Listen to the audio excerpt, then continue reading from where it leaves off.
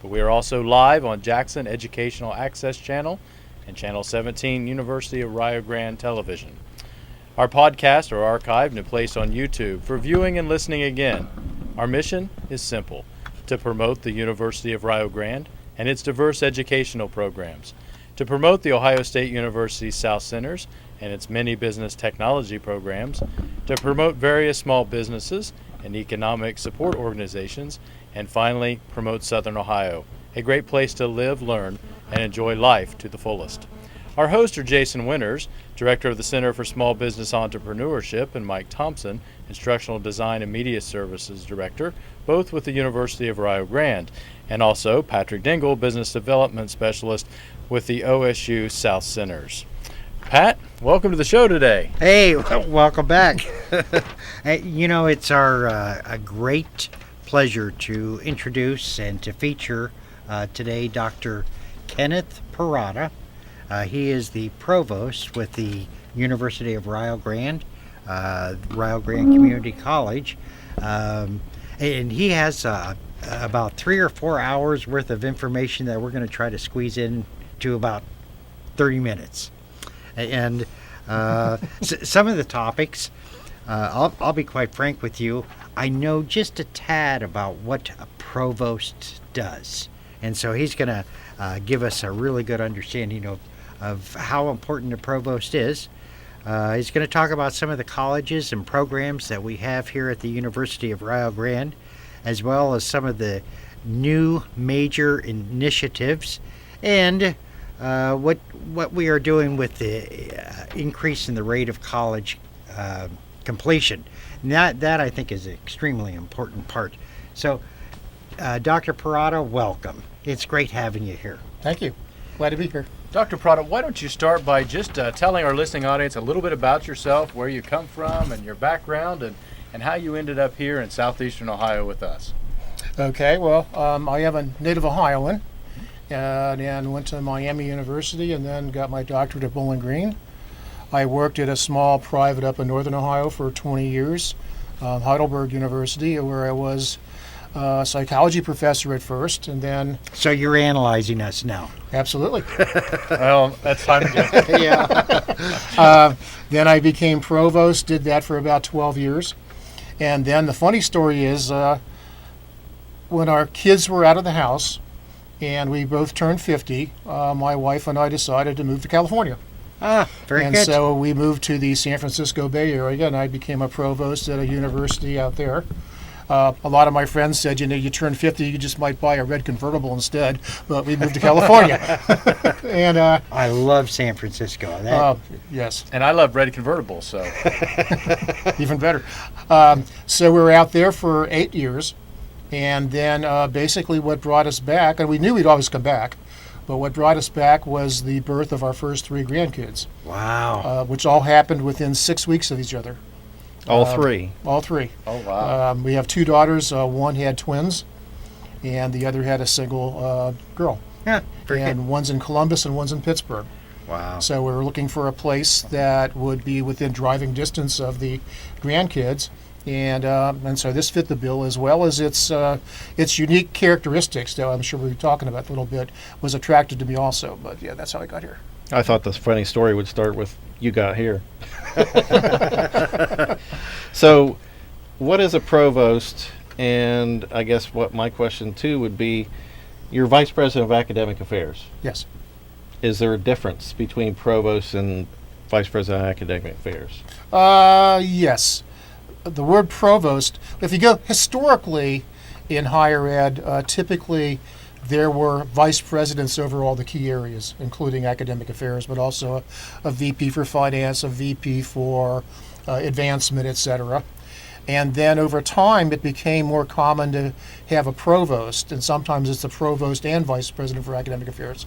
But typically, the provost role implies more responsibilities than academic affairs only. And provosts kind of began at larger universities where the provosts ran a lot of the internal functions, and the presidents tended to be more external for fundraising and government relations and things like that. And here, it's probably in the middle somewhere. Still, I'm responsible for everything academic.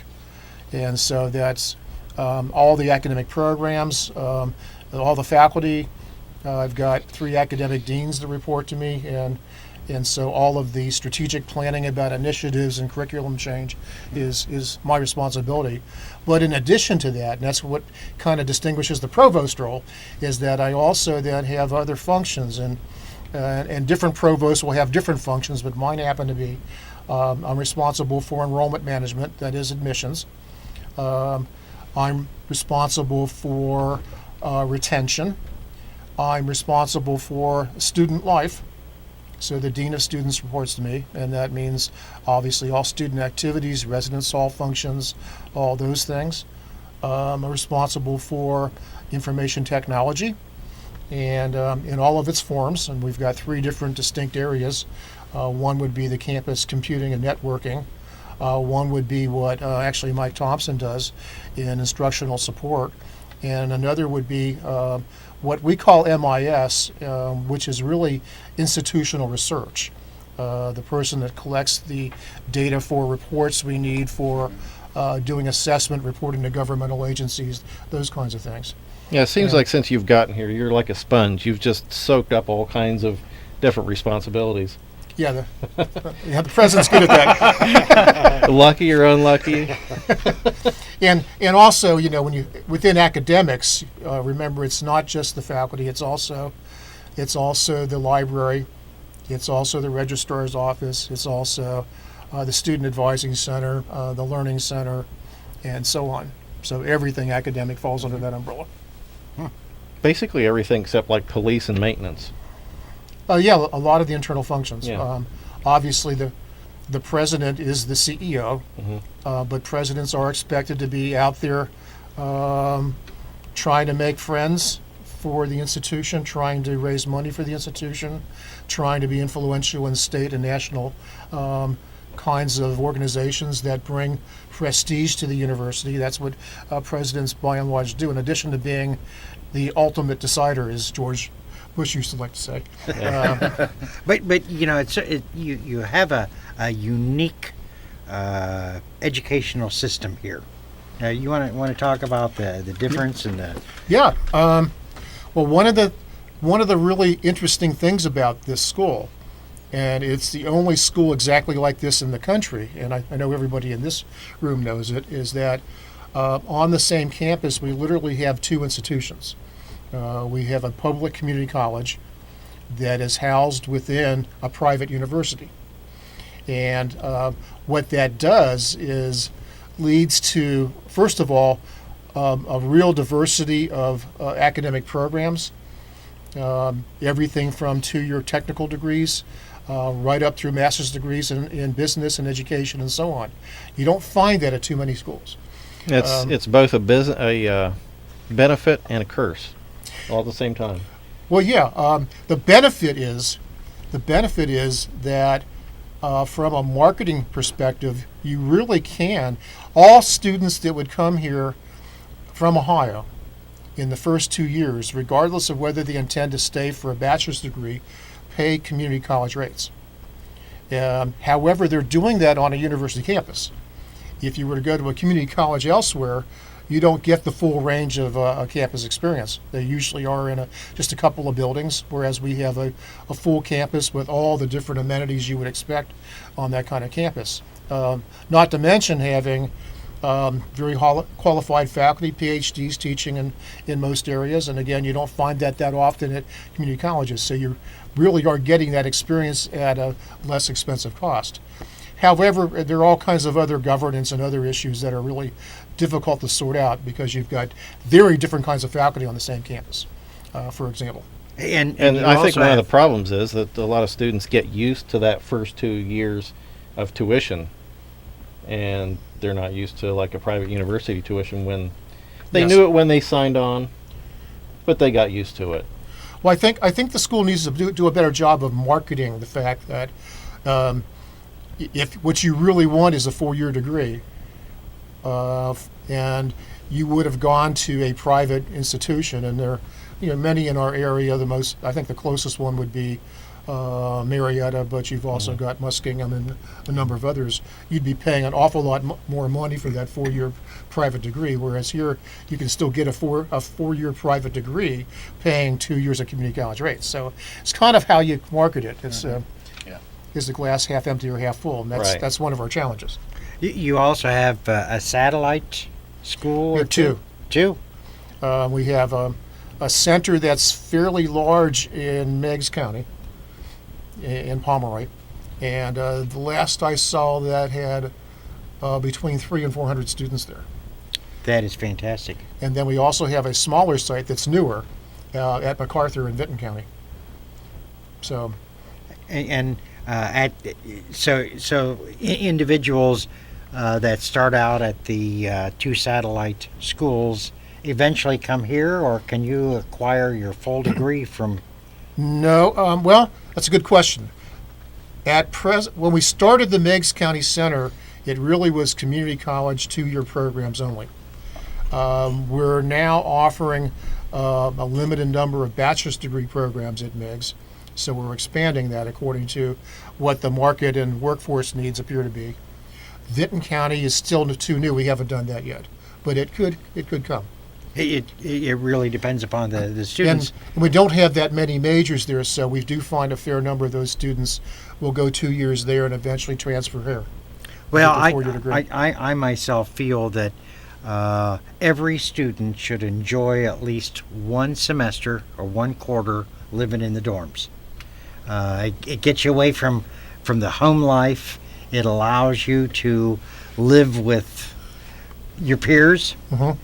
and it allows you to really experience what a unique college experience is Yeah, expected interesting to be. you would say that. It was about 2 weeks ago, I believe. We had Gordon Gee, the president of Ohio State, Yes. speak on our campus, and he made exactly that comment. He said, in his view, there's a lot more to going to college than simply the coursework. It's really learning to become an independent adult. It's Yes. learning to enculturate, Yes. and that college experience is invaluable. Yes. And I think there's something to that. There really is. And it's also interesting. I know that Jason and Mike are very active in extracurricular kinds of programs. I know, Mike, you're an advisor for one of the fraternities, Right. the TEAC. Right. Tau Kappa Epsilon. Yes. And I know, Jason, that you have been very actively involved with a number of students working on projects and things of that nature. And it really, I agree with what you're saying. On the same token, the university has also recognized several student populations that are not traditional. And do you care to talk about that? Yeah, that's actually one of the major things I meant under new initiatives. Obviously we're doing a number of things, but I think one of the biggest ones that's emerging right now is that we are recognizing the fact that, both here and demographics would show throughout Ohio and even nationally that the traditional age population of students is declining. Adult students, which are now called post-traditional learners, that's the new jargon, PTLs. are growing dramatically. In fact, they're crisscrossing the lines, and so we really are making a significant effort to try to become more adult-friendly. And we've created an adult studies degree completion program that now has 3 different majors in it. One would be the BSN. And by the way, you have to qualify as an adult student that is completing a degree. The BSM. BSN, Bachelor's in Nursing. We also have a bachelor's degree in business management in that program, and we now also have healthcare administration. And that's intended primarily for individuals that are in the various allied health fields, nursing, DMS, respiratory therapy, things like that, where they've got a 2-year degree and they want to get a 4-year degree. And a lot of times getting that degree in administration within healthcare can advance them in the new kinds of positions they couldn't otherwise get. And so we've created these, but we're working very hard to alter the tuition structure for adult degree completion, offer more classes at times that people want them. We've got more evening classes. And you have a number of online programs, which is We have also excellent. You have a lot of mostly hybrid, where Hybrid? a lot of the work is done on computer, but there is some face-to-face meeting. We offer a lot of those classes in 8-week blocks rather than the traditional 16-week semesters, because that typically is better for adults' schedule. They can kind of make it work for 8 weeks, but they might need 8 weeks away just to get their life in order. And that's very common in adult programs. So we're doing all of that right now to try to really increase the way we serve adult students. We're even making a special effort down that path for trying to become as friendly as we can to veterans. And we had our first ever Veterans Open House about a week ago, trying to show the special kinds of things we can do for them. And quite frankly, one of the most important things for veterans is that most of them come in with some kind of prior learning experience. They were trained to do something in the military. And how does that translate into college credits so that they can get a degree faster? And we're working on that. We've got a prior learning assessment program in place. And as I said, we had the open house, brought in our first group of veterans to be a part of that. And that's all fitting together, as you can see, into this new thrust in trying to be accommodating to the needs of adults. And one of the things I would bet, since both of you have a lot of classroom experience, intermixing older students with younger students really helps in the educational process. Oh, it does. They bring that real life experience to the classroom and engages the students who do not have less of that life experience. Let's put it that way. But Pat, just to reemphasize the point about non-traditional students or traditional students, I was reading an article recently. What percentage nationwide, not here at Rio, but nationwide, what percentage of students that are in college do you think are traditional students, meaning they come right out of high school, right into college life? They're living in the dorms. What percentage do you think that is? I would think 80%, 90%. Well, you're almost flip-flopped. Yep. 15%. Wow. So when you look at the nation as a whole, with all of the online programs that are going on, the non-traditional, really the non-traditional are now the new traditional.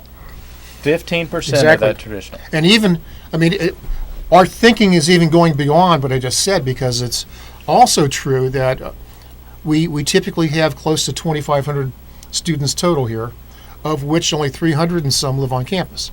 Yeah. And if you look at our day schedule, it tends to be created like a residential campus would be, where you have classes on Monday, Wednesday, and Friday. But if 3/4 of our students are commuters, and given the price of gas and so on, we're talking about trying to find ways of blocking their schedules more so that it becomes A, more affordable for them to get here, and B, that they can actually be holding a job while they're going to school. And so an awful lot of discussion about that as well. So why do you think that there's less traditional? Is there less people going to college, less people being born into the demographics are that there are fewer and fewer high school graduates. Okay. That comes and goes over time, but we're in a trough right now. Mm-hmm. And that's not a failure rate, that's a birth rate. Right. That baby boom generation is... Well, we're educating on the last end of it right now instead of Right. the beginning. Right. So, we tell our young people to do a better job having more kids. Not for a couple more years in my case. One of the things that I found rather interesting when my children, when they started going to school, my oldest went to Ohio State University, and we were told that the completion rates was only 42%. In other words, freshmen to seniors and graduating for a 4-year degree was only 42%. That I found amazing. I would have thought that almost all individuals that started would graduate. Why? A lot of reasons. In fact, that's kind of the fourth point.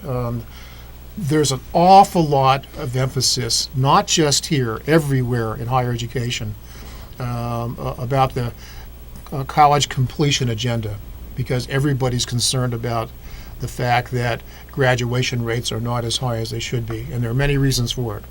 Yeah, but I can't thought tell that you- would have been increasing. It's not, because part of the problem, quite frankly, is that fewer and fewer students come to college prepared for college. And as an example, over 60% of the students entering here take at least one developmental education class. Of that population currently, about 22% graduate with any kind of degree. Huh. They're high-risk students, as you would expect. And so my point is, college completion is something that you'll see is the topic of numerous conferences and papers and so on, and it's been made a priority in Ohio by the governor and by the chancellor of the Ohio Board of Regents, that this is the agenda. And there's even talk of changing the state funding formulas for public institutions to put more emphasis on completion. In fact, it used to be that most of the funding, which is called the state share of instruction, SSI, would come because of enrollment numbers. There's different kinds of models being tossed around, but the most recent one I heard was that the new model might be only 50% for enrollment, 25% for what are called success points, and there are 7 of those, and they involve things like students getting out of developmental classes and completing a 4-credit college course, things like that. And then the middle 25% is for course completion. So rather than getting money for students that are enrolling in classes, you're getting your money for the students that enroll and complete the class. I think that's very, very good. I support it. It makes a lot of sense. Yes, it does. And I know that University of Rio Grande and the community college also participate with high schools, helping the students get involved in high school, who are in high school. Yes. Secondary options. Yes. Well, there's two such programs that exist. They're sort of the same thing, but they're just slightly different, so they have different names. One is called PSEO, post-secondary options, and that's when high school students come to campus and take classes, so it's an immersion experience on the college campus. The other option is called dual enrollment, and what that means is that the students stay at their home school and they'll take a college class that they get high school credit and college credit for. And we do some of those. Most of them we do right now with Buckeye Hills, but we could do more, and we're talking about doing more of those. I think those would be very, very important, because it helps the students be prepared. You know, you talked, you had mentioned a few minutes ago about students not being prepared as well. And Yes. I think this would be an excellent program for many students to take advantage of. And by the way, for what it's worth, because of this complete college agenda, we're working very hard. I'm chairing a group on campus that's a retention task force, or a commission on retention, which is really the same as college completion. And we're putting forth 3 major initiatives that we think will really impact changes here. One is a total overhaul of our college readiness programs, or developmental education programs, to make them, the literature suggests that you're much more successful if you can get students out of dev ed faster and into something that they are interested in faster. Secondly, if you can kind of titrate those classes closer to how their testing is, rather than have kind of a one-size-fits-all in dev ed, because some people are horribly bored.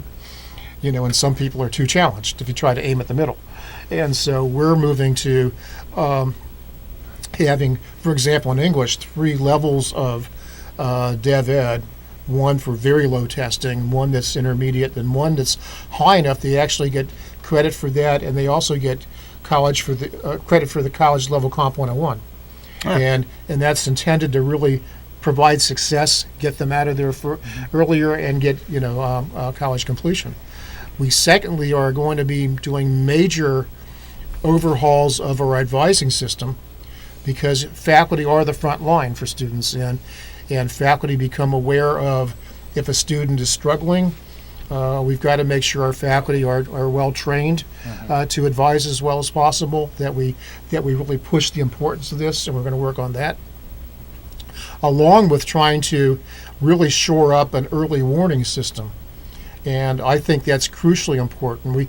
We've had one here, but it's not really been adhered to or worked on that much. But what I have in mind is something, for example, where for incoming first-year students, faculty need to have some kind of graded assignment pretty early in the term. Often it's like after 4 weeks or something like that. Not a big test. It's just something. And all the faculty have to do is turn in the names of those first-year students who've got a D or an F right now in that class. And nobody's concerned about a student that's got 1 D. You're concerned about those new students that have got 4 Ds and an F, or 4 Fs and a D or whatever, which indicates they're not adjusting to college at all, and there's still plenty of time to do something about it. I think that's a very important program, especially to those that are paying the tuition. Exactly. And at most colleges, the first indication a student gets that they may be in trouble could be at midterm grade time. And it's a lot harder to do something constructive with that.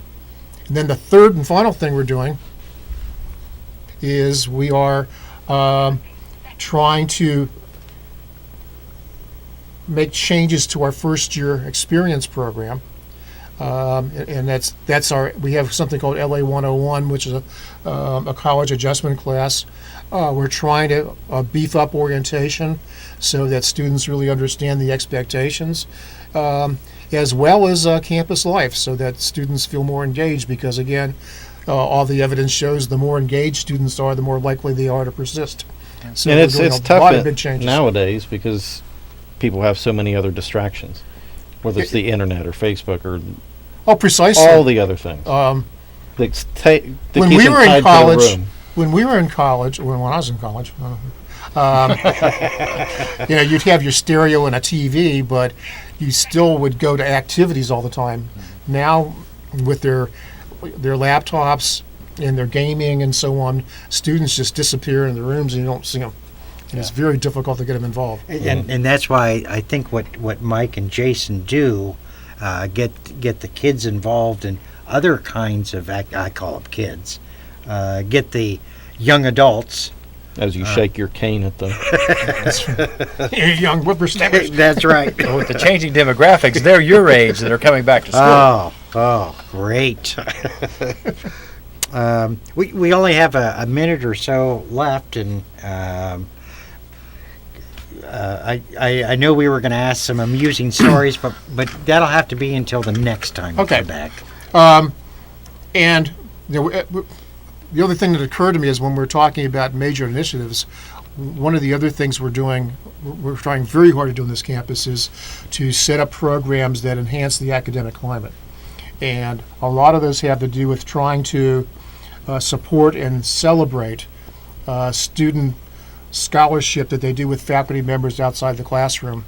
And I provided Very important. That is very I important. provided an in-house grant funding program, and we've had some outstanding things done by faculty and students outside the classroom, and that again really engages students in something that'll make them feel good, that's going to help their resume, and hopefully moves them on to graduation. We took one of our MBA students. He was not able to be here because of other commitments, but Jason and I took an MBA student this morning to another radio station, and he spoke extremely well about the University of Rio Grande and the community college, and he was just enthralled in that first experience. It was nervous for him, but he enjoyed it.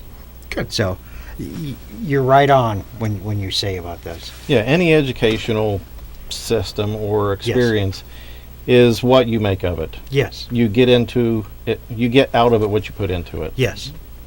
And I have yet to see any faculty or administration here at the university not take an extra step. You have been listening to Business Talk. I'm Jason Winters, co-host Pat Dengel and Mike Thompson, and we have been visiting with Dr. Ken Porada, who is the provost at the University of Rio Grande. We want to thank you for listening and invite you back next week at the same time. Thank you very much. Thank you. You're welcome. Invite me back sometime, tell some stories. Thanks for watching.